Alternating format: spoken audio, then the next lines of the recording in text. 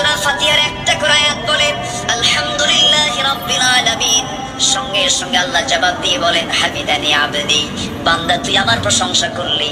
আর রহমানির রহিম যখন বলে আল্লাহ বলেন আসনা আলাইয়া আবদি। মালিক ইয়াউমিদ্দিন যখন বলে আল্লাহ বলেন মাজ্জাদানি আবদি।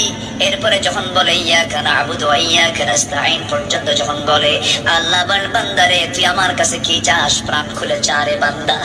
ইহদিনাস সিরাতাল মুস্তাকিম থেকে শুরু করে নিয়া ওয়ালা দাল্লিন পর্যন্ত যখন বান্দা বলে তখন আল্লাহ বলেন বান্দা নামাজের মধ্যে এমন প্রেমের খেলা খেললি বান্দা তুই যা চাইলে সব আমি আল্লাহ কবুল করলাম। ওই বান্দা যখন রুকুতে যায় আল্লাহ তখন অস্থির হন।